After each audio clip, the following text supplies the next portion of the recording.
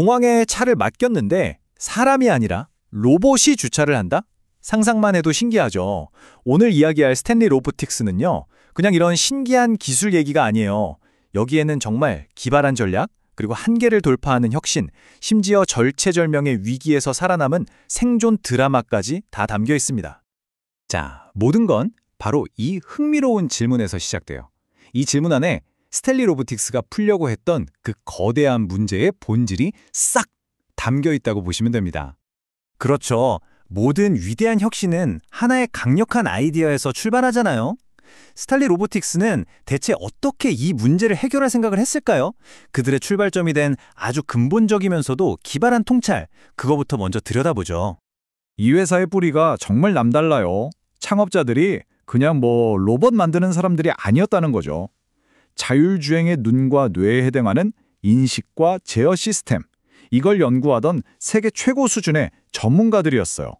바로 이 점이 그들의 접근법을 완전히 다르게 만든 핵심인 겁니다. 바로 이 개념, 이게 정말 기가 막힙니다. 모든 자동차를 스마트하게 만들 필요가 없었던 거예요. 대신에 로봇이 필요할 때마다 어떤 차에든 두뇌를 잠깐 빌려준다? 와, 기존의 수많은 차를 단 하나도 뜯어고치지 않고 이 거대한 물류 문제를 푼다니 정말 대담한 발상이죠. 자, 그럼 이 두뇌를 빌려준다는 기발한 아이디어가 과연 어떻게 현실이 됐을까요? 이제 그들의 기술, 그러니까 단단한 몸체인 로봇하고 이 모든 걸 지휘하는 영리한 두뇌, 바로 소프트웨어를 하나씩 뜯어보겠습니다. 네, 바로 이 로봇이 오늘의 주인공, 스탠입니다. 여기서 우리가 주목해야 할 점이 딱 두 가지예요. 첫째는 차에 작은 흠집 하나 없이 타이어만 살짝 들어올리는 이 섬세함. 그리고 둘째는 오차 범위가 거의 없는 거의 센티미터 단위의 무서운 정밀도. 이 두 가지가 핵심입니다.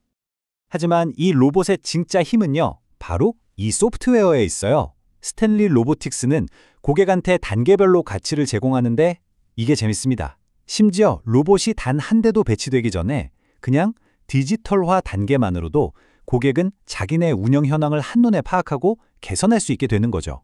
와, 정말 똑똑한 접근법 아닙니까? 최고의 기술을 개발했는데 진짜 어려운 문제는 따로 있었어요. 그래서 이걸 어떻게 팔 건데 하는 문제죠. 수백억 원짜리 이 시스템을 과연 누가 선뜻 사겠어요? 바로 여기서 스탠리 로보틱스의 또 다른 파괴적 혁신, 바로 비즈니스 모델이 등장합니다. 정답은 바로 서비스형 로봇, 라스였습니다. 우리가 넷플릭스를 구독해서 영화를 보잖아요. 똑같아요. 고객은 로봇이라는 비싼 하드웨어를 사는 게 아니라 차량 이동이라는 서비스를 구독하는 겁니다. 심지어 설치, 유지 보수까지 싹 다 포함해서요. 핵심은 바로 이 재무적인 관점의 전환이에요. 원래 공항이나 물류 허브 같은 곳들은 막대한 초기 투자 비용, 이걸 자본 지출, 즉 캐펙스라고 하거든요. 이것 때문에 자동화 도입을 엄청 망설여요.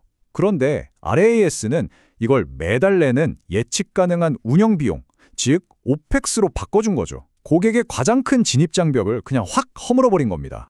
50%. 이 숫자가 바로 이 RAS 모델이 얼마나 강력한지를 보여주는 겁니다. 이게 무슨 뜻이냐면 똑같은 땅 넓이에서 주차 공간을 최대 50%나 더 늘릴 수 있다는 의미예요. 아니, 이게 어떻게 가능할까요?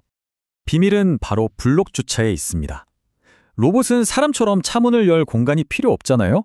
그러니까 차들을 마치 테트리스 블록처럼 빈틈없이 착착 쌓아두는 거예요. 이게 바로 부지 활용을 극대화하는 비결이죠. 여기에 문콕 같은 차량 손상 제로, 보안은 더 강해지고 24시간 쉬지 않고 일하고 심지어 친환경 효과까지. 고객 입장에선 정말 안 할 이유가 없는 거죠. 자, 이렇게 모든 게 순조롭게만 보였습니다. 하지만 아시죠? 모든 영웅의 여정에는 시련이 있는 법. 스탠리 로보틱스에게도 모든 걸 한순간에 앗아갈 수 있는 거대한 위기가 닥칩니다. 네, 바로 전 세계를 멈춰 세운 코로나19 팬데믹이었습니다. 그때 스탠리 로보틱스의 주 고객은 공항이었거든요. 그런데 팬데믹으로 하늘길이 꽉 막혀버리니까 그들의 가장 큰 장점이던 공항 비즈니스 모델이 오히려 가장 큰 약점이 되어버린 겁니다. 회사는 말 그대로 문을 닫아야 할지도 모르는 존폐의 기로에 서게 된 거죠. 이 타임라인을 보면 그들이 얼마나 빠르고 정확하게 대응했는지 명확하게 보입니다. 그냥 주저앉지 않았어요. 오히려 위기를 기회로 삼았죠. 2020년에 공항 수익이 증발하자마자 바로 다음에 훨씬 더 안정적인 완성차 물류 시장으로 신속하고 과감하게 방향을 틀어버린 겁니다. 이 결정적인 방향 전환, 즉 피벗은 회사를 구했을 뿐만 아니라 더 중요한 걸 증명해냈어요. 바로 자신들의 기술이 공항뿐만 아니라 더 넓은 물류 시장에서도 통한다는 걸요. 결국 위기가 그들을 더 다각화되고 훨씬 강한 회사로 만들어준 셈이죠.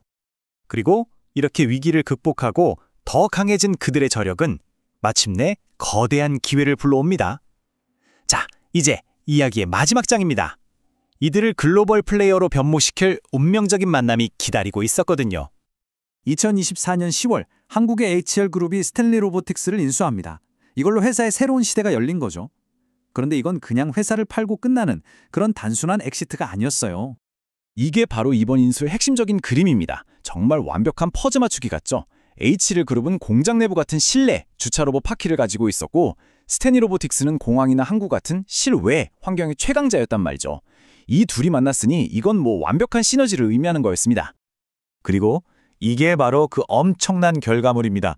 자동차가 생산 라인에서 막 나왔을 때부터, 그러니까 실내에서부터 최종 선적을 위해 거대한 야적장으로 이동하는 실외까지 이 차량의 전체 이동 과정을 처음부터 끝까지 자동화할 수 있는 세계 유일의 회사가 탄생한 겁니다. 대단하죠?